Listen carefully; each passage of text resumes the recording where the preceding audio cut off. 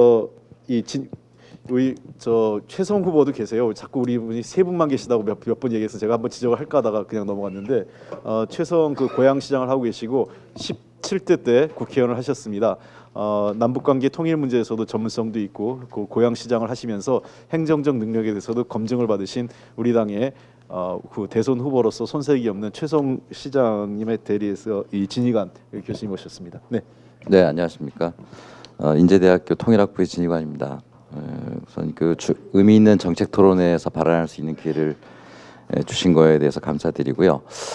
그리고 저도 이제 최성 고양시장 캠프에 있는 사람으로 이렇게 소개가 되었는데 캠프가 만들어진 줄 저도 최근에 알았습니다. 이제 워낙 뒤늦게 참여를 해서 다만 이제 저는 그 최성 시장과는 오랜 기간 통일 북한을 같이 공부해왔고 오래전에는 그 김대중 대통령께서 대통령 되시기 전에 3단계 통일론을 만들 때 이제 같이 작업을 했던 그런 뭐 선후배지간의 인연으로 지금까지 같이 여러 가지 활동을 좀 해오고 있다 이런 생각이 들고요.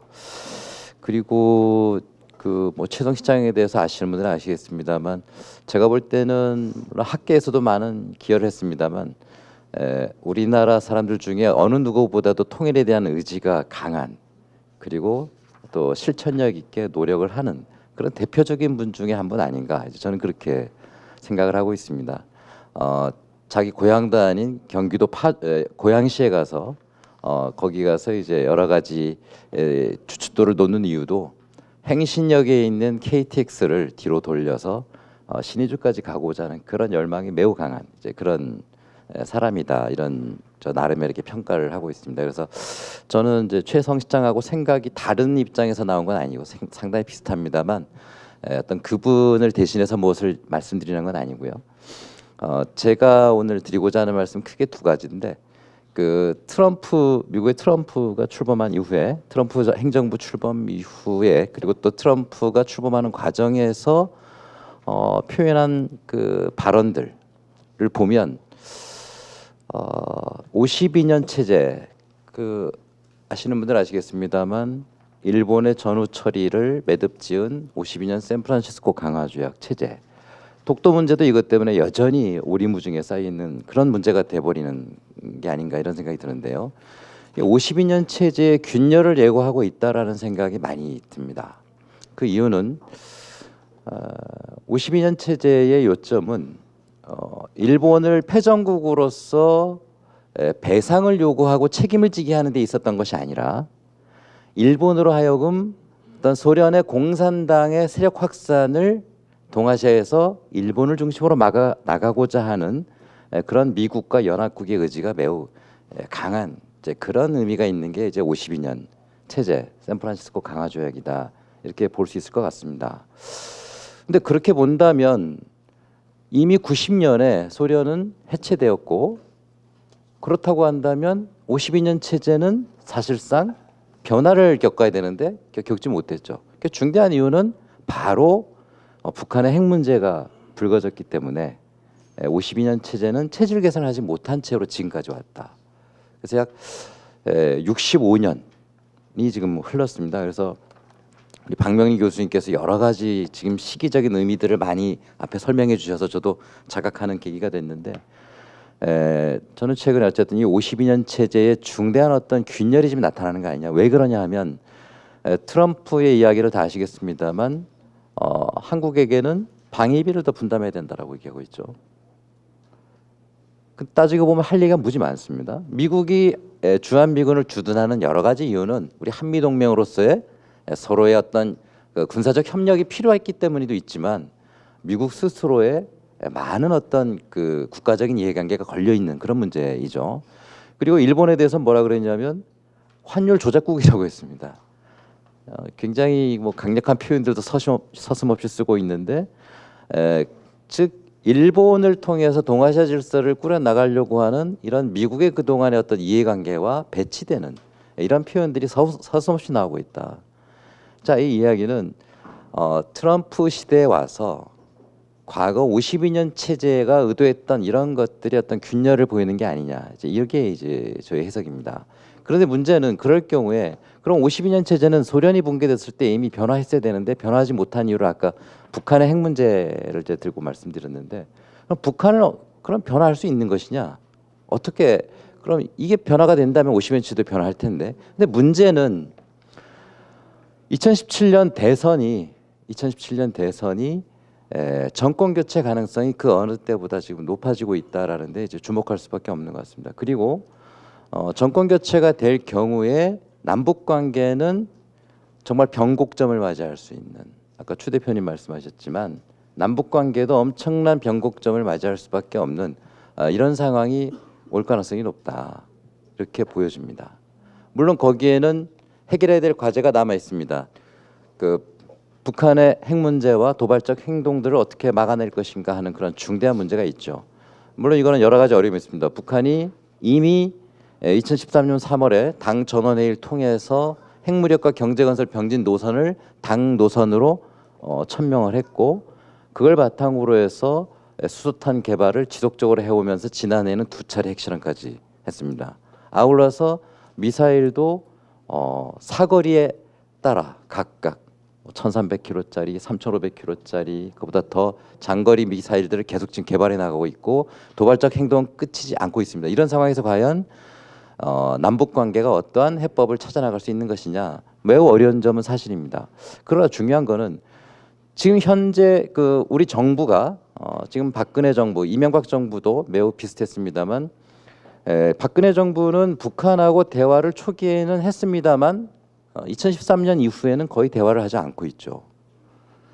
그리고 지난해에 유엔 안보리 결의안 22705 이후에 23215까지 나왔습니다만 22705 나왔을 때 그 우리 정부의 입장이 뭐였냐면 그 결의안 얘기를 왜 말씀드리냐면 결의안에는 북한을 제재하도록 하는 내용이 상당 부분 담겨 있습니다만 제재만이 아니라 솔루션도 담겨 있죠. 그게 22705에는 48항 49항에 있고 그다음에 23215에는 47항 48항에 보면 솔루션이 들어가 있습니다. 그 솔루션은 대화입니다. 대화를 통해서 해결하도록 되어 있죠. Solutions through dialogue라는 말이 거기 들어가 있죠. 그 외에도 육자회담 참가국들이 서로 상호 존중하고 경제 협력을 하도록 하는 9.19 공동성명의 그 뜻을 존중한다라는 내용들을 담고 있습니다. 그래서 우리 정부에 대해서 당시 그 언론 측에서 이제 질문을 했죠. 왜 대화를 하지 않느냐 북한하고. 그때 우리 정부의 입장은 그렇습니다. 북한이 진정성 있는 자세를 취하지 않고 있기 때문에 대화를 할 수 없다. 이렇게 얘기를 했죠. 근데 이제 다시 물어볼 수 있는 게 그러면 과연 분단 이후에 60여 년 동안 북한이 진정성 있는 행동을 한 건 언제인가? 없죠. 그렇게 따지면. 그럼 왜 과거엔 대화를 했나? 진정성이 있든 없든 북한의 잘못된 행동이 한 번에 심한 위기를 가져올 수 있기 때문에 그런 것들을 제어하기 위해서 북한이 좋아서가 아니라 한반도의 미래를 위해서 대화하는 거 아니겠습니까? 그럼 박근혜 정부는 대화를 안 했느냐? 했죠. 2013년에 개성공단이 그 당시에 북한이 근로자들 출근 안 시키고 문제를 일으켰을 때 대화를 했습니다. 그래가지고 2013년 8월에 8.14 합의를 이뤄냈죠. 어떤 일이 있어도 개성공단 닫지 않도록 하겠다. 그러면 그 당시에 북한은 진정성이 있었느냐? 북한은 그 당시에 2013년에 핵실험을 했어요. 2월 달에. 3월 달에는 아까 말씀드린 핵무력 경제건설 병진노선을 발표했습니다. 그러나 박근혜 정부는 북한하고 대화를 했어요. 북한의 진정성이 있었습니까? 참 그때하고 2016년하고 뭐가 다르다는 얘기죠. 쉽게 얘기하면은 일관성을 찾아내기가 매우 어렵습니다. 결국은 어떻게 됐느냐?